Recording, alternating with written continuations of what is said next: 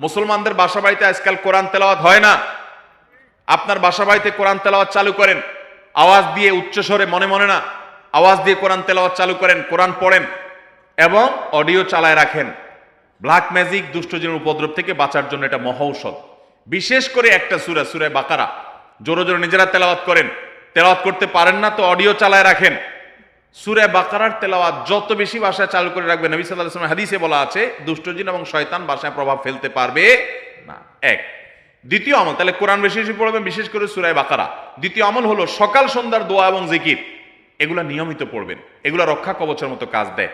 তৃতীয় আমল হলো ঘরের মধ্যে কোনো হারাম জিনিস রাখবেন না, ছবি টবি এটা সেটা রাখবেন না, এবং গুনাহমুক্ত রাখবেন বা ঘরকে।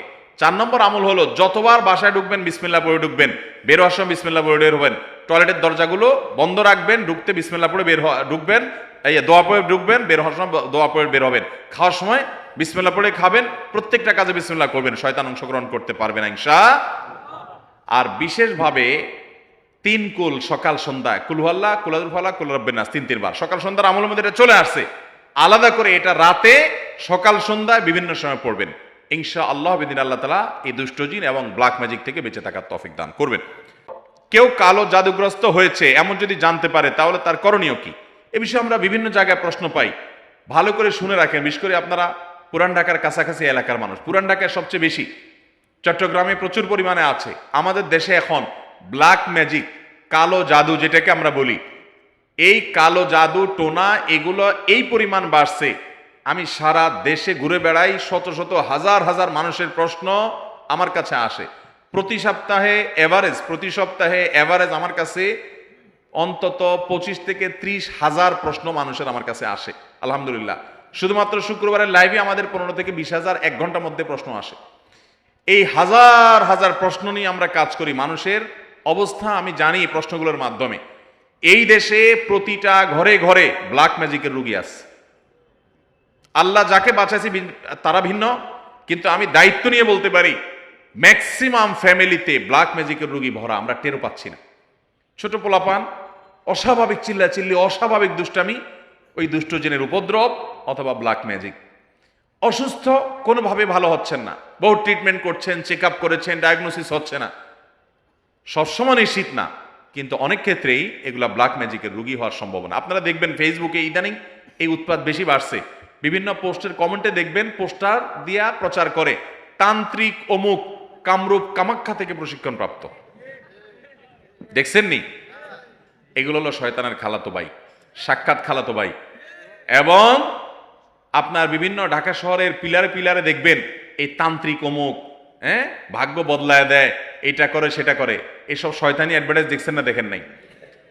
ব্ল্যাক ম্যাজিক এটাকে এক সময় আমাদের এক শ্রেণীর শিক্ষিত মানুষ বলতো যে এগুলো হুজুরদের আজগুবি কথা, কিসের আবার ব্ল্যাক ম্যাজিক, দেখা যায় না, শোনা যায় না, বুয়া বোগাস কথাবার্তা। ভাইরা আমার, এই যে কদিন আগে বিশ্বকাপ ফুটবল শেষ হয়ে গেল, আমি নিজে অনেকগুলো মিডিয়াতে দেখেছি বিশ্বকাপ ফুটবলে অনেক বড় বড় খেলোয়াড়দেরকে দুর্বল করার জন্য প্রতিপক্ষের খেলোয়াড় বা বাজিকরেরা, বিভিন্ন লোকেরা ব্ল্যাক ম্যাজিক করেছে এবং কোটি কোটি টাকা খরচ করে ব্ল্যাক ম্যাজিক করে তাদেরকে অচল করে দেওয়ার চেষ্টা করে। আরে বিশ্বকাপ অনেক দূরে রাখেন, আমার দেশে আসেন, একটা খেলা আছে, নাম হলো পাতা খেলা। আপনি গুগলে সার্চ দিয়ে যে পাতা খেলা দেখলে আপনি পাবেন। আমি সার্চ দিয়ে অন্তত 2-4-5টা জাতীয় দৈনিকের রিপোর্ট, প্রতিবেদন, এই খেলার আদ্য পান্ত জেনে তারপরে কথা বলছি। আমি আলহামদুলিল্লাহ ওই ফেসবুকের ঠুনকো ঠানকো কোথায় কি পাইছে টাইছে এগুলো নিয়ে আমি কথা বলি না, বক্তব্য দেই না। আমি চেষ্টা করি যেটা বলবো সেটা জেনে শুনে দায়িত্ব নিয়ে তারপরে আমি বলার চেষ্টা করি। এই পাতা খেলার উপরে আমি অনেক পড়াশোনা ঘাটাঘাটি করেছি, অনলাইনে অনেক আর্টিকেল পড়েছি, অনেক প্রতিবেদন পড়েছি।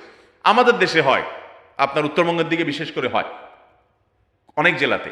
এই পাতা খেলাটা অবাক করা এক খেলা, যে এটা পুরাটাই ওই জাদু মন্ত্রের খেলা।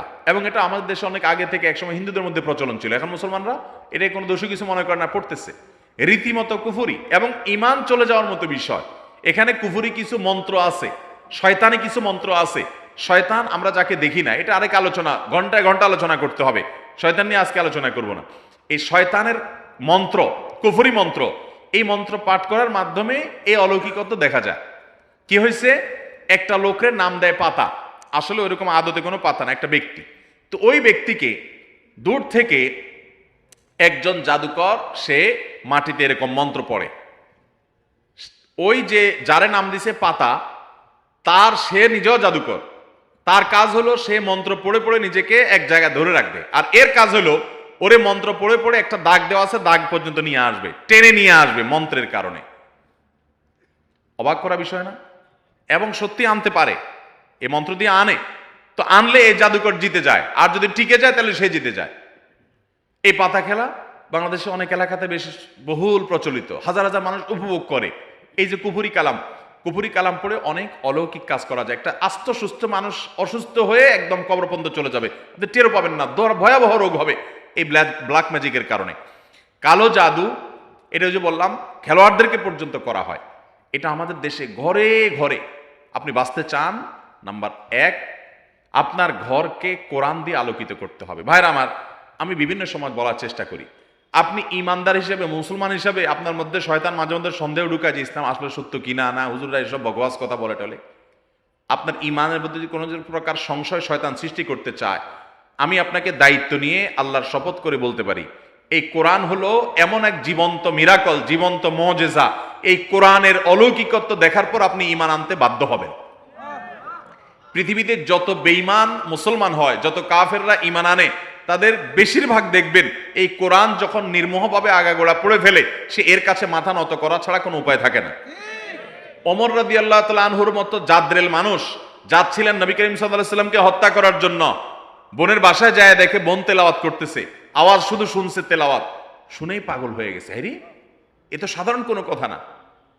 আকৃষ্ট হয়ে গেছেন, তরবারি হাতে নিয়ে নবী সাল্লাল্লাহু আলাইহি ওয়াসাল্লামের দরবারে চলে গেছেন। সাহাবীরা তো ঠেকাইতে আছে, নবী সাল্লাল্লাহু আলাইহি ওয়াসাল্লাম তো জানেন ওহী পাঠাইছে আল্লাহ তাআলা, বলে আসতে দাও, ঠেকাইও না। গেছে হত্যা করার জন্য, ঈমান নিয়ে ফিরে চলে আসছে কোরআনের কারণে। মুসলমানদের বাসা বাড়িতে আজকাল কোরআন তেলাওয়াত হয় না। আপনার বাসা বাড়িতে কোরআন তেলাওয়াত চালু করেন, আওয়াজ দিয়ে, উচ্চস্বরে, মনে মনে না, আওয়াজ দিয়ে কোরআন তেলাওয়াত চালু করেন, কোরআন পড়েন এবং অডিও চালায় রাখেন। ব্ল্যাক ম্যাজিক, দুষ্টজিনের উপদ্রব থেকে বাঁচার জন্য এটা মহৌষধ। বিশেষ করে একটা সূরা, সূরা বাকারা জোরে জোরে নিজেরা তেলাওয়াত করেন। তেলাওয়াত করতে পারেন না তো অডিও চালায় রাখেন। সূরা বাকারার তেলাওয়াত যত বেশি ভাষায় চালু করে রাখবেন, নবী সাল্লাল্লাহু আলাইহি ওয়াসাল্লাম হাদিসে বলা আছে, দুষ্টজিন এবং শয়তান ভাষায় প্রভাব ফেলতে পারবে না। এক। দ্বিতীয় আমল, তাহলে কোরআন বেশি বেশি পড়বেন, বিশেষ করে সূরা বাকারা। দ্বিতীয় আমল হলো সকাল সন্ধ্যার দোয়া এবং জিকির, এগুলা নিয়মিত পড়বেন, এগুলা রক্ষা কবচের মতো কাজ দেয়। তৃতীয় আমল হলো ঘরের মধ্যে কোনো হারাম জিনিস রাখবেন না, ছবি টবি এটা সেটা রাখবেন না, এবং গুনাহমুক্ত রাখবেন বা ঘরকে। 4 নম্বর আমল হলো যতবার বাসায় ঢুকবেন বিসমিল্লাহ পড়ে ঢুকবেন, বের হওয়ার সময় বিসমিল্লাহ পড়ে বের হবেন।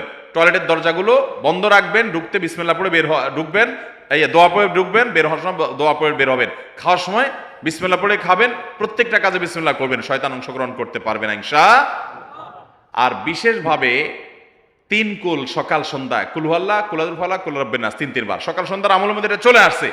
আলাদা করে এটা রাতে, সকাল সন্ধ্যায় বিভিন্ন সময় পড়বেন ইনশাআল্লাহ। বিদিন আল্লাহ তাআলা এই দুষ্টজিন এবং ব্ল্যাক ম্যাজিক থেকে বেঁচে থাকার তৌফিক দান করবেন। এরপরে প্রশ্ন হলো, আসুন্নাহ ফাউন্ডেশনের দেওয়া অফিস আসিফ হুজুরকে দিয়ে রুকিয়া করা হয়েছে, আপনি কি রুকিয়া করেন? না ভাই, আমি রুকিয়া করি না।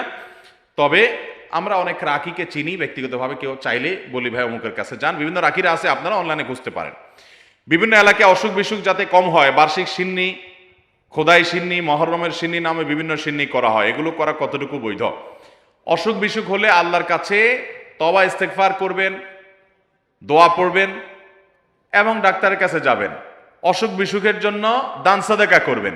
কিন্তু এই যে আপনার সিন্নি দেওয়া মানে হলো, ধরেন আপনার এই উপলক্ষে মিলাদের আয়োজন করলেন, নবী করিম সাল্লাল্লাহু আলাইহি সাল্লাম বা সাহাবা একরাম কেউ এরকম অসুখ বিসুখ হলে, বিপদ আপদ হলে এরকম কোনো কাজ করতেন বলে আমাদের জানা নাই। বিধায় খেয়াল রাখতে হবে যে এগুলা কোনো সুন্নাহসম্মত আমল না।